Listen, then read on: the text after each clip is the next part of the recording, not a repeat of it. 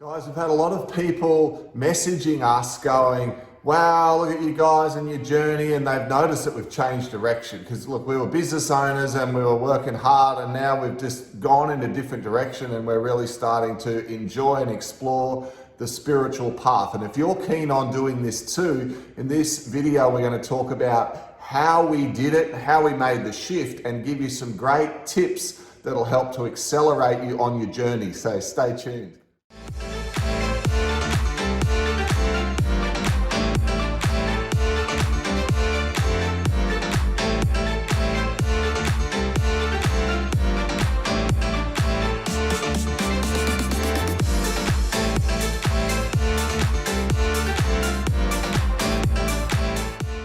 So guys, for the first time in our life, we both really feel like we're happy, content, we're super excited about what we're doing as well, and we really feel like we're aligned on our purpose, and just the next 3, 6, 9, 12 months, so exciting. So we're going to share how we got to that point in this video. Guys, if you like our stuff, please like the video and subscribe as well, because we had the big moment of getting over the 100 and the subscribers are growing fast. So we appreciate the shares and we appreciate your messages. So send us messages as well and we will respond. So for us, we were, working hard. We were juggling kids and we had a couple of businesses on the go. We'd successfully sold one which drained a lot of our time, but was actually a big income earner for us, and we got rid of this big weight off our shoulders. So we had more free time, and we were sitting there thinking about, entrepreneurs, what are we going to do next?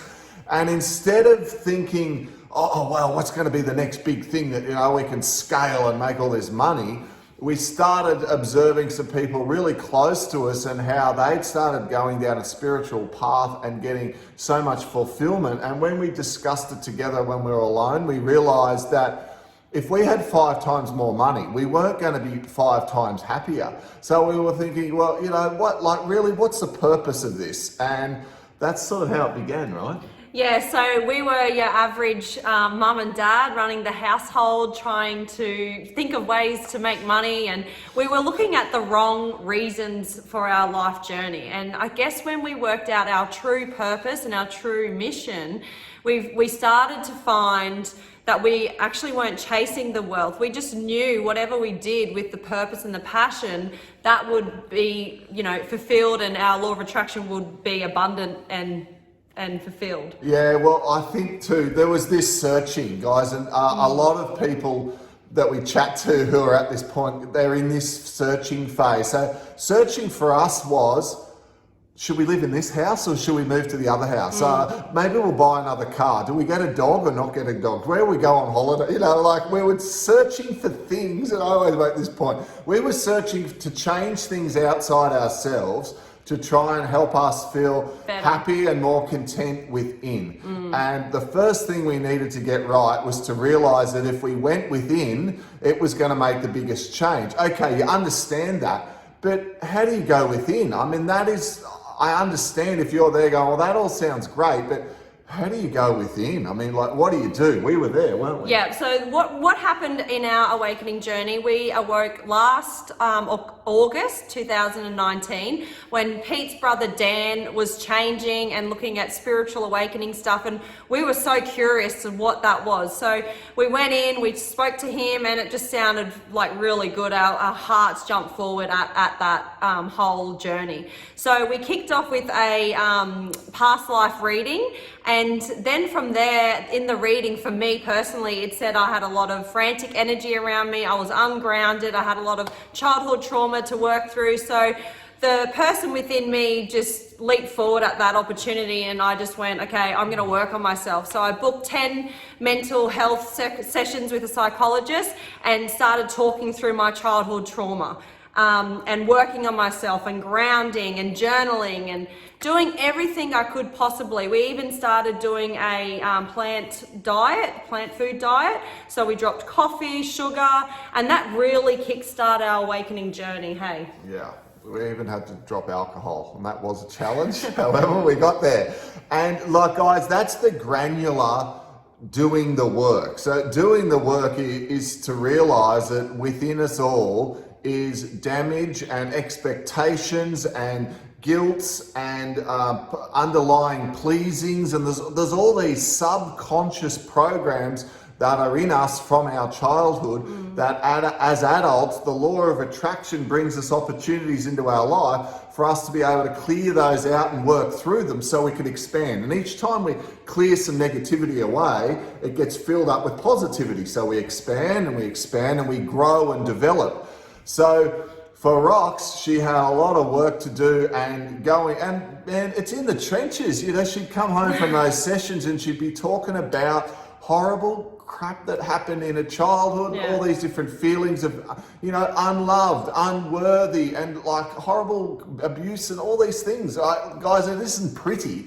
Going on the journey, it's not all love and sunshine and walks on the beach and looking at the sunshine all the time and go, oh yeah, I'm so connected. You have to do the work. There's a lot of work to be done. You do the work. I used to get up every single morning, sit alone for at least half an hour and completely try and clear my mind, because meditation for me in the beginning needed to be guided. I liked guided stuff. So I do that in the afternoon. So in the morning, I would just sit and listen and hear what were the sounds, whether it would be a car driving past, a neighbour clearing out the bin, the pool filter might kick in, but I'd just listen and see what came to me, and then I'd jump and I'd journal and try and get things out from my childhood. Now, I was very blessed that comparatively I had less emotionally intense things go on, but look, the things that happened to me still happened to me. I still had to work through them. So we started working through those,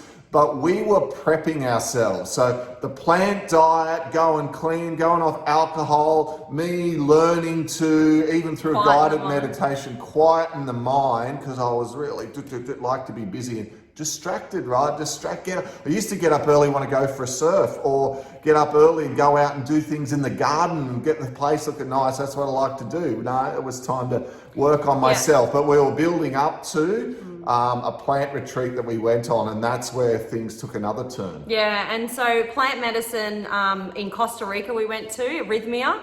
So if you feel it in your heart, obviously explore that, but that really sped our journey up. You know, one night on the plant medicine is 10 years of therapy. So it's a crazy amount of work. It's very hard and it's very confronting, but what you do is you're in a beautiful 5-star resort, and you know, it's not in the jungle or anything.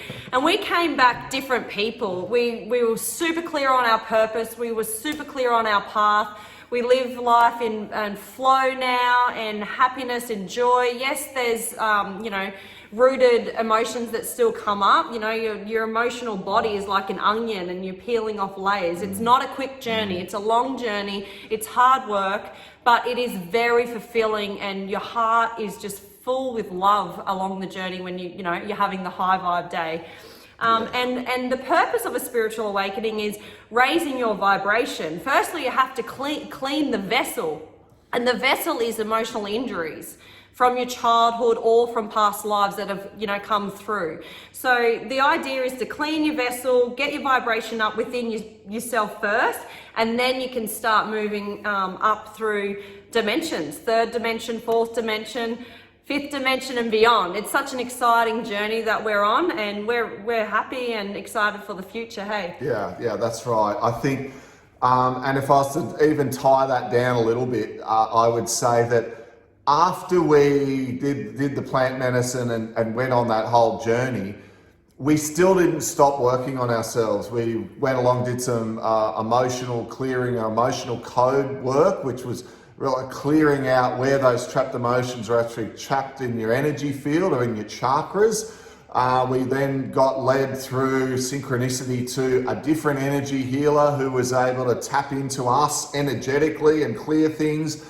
And while we talk about the work, you know, when you got to dig in, and some people are like, oh, it's such a rotten childhood and I just want to leave it alone, leave it in the dungeon. I understand that. I know it's horrible to go there and stir it up. But what I want you to think about is I want you to think about when in the past you've had a really good day and you're on fire and on a roll and things were just falling into place and you just felt like you were at your best. When you clear out the trapped emotions, you have days like that way more frequently.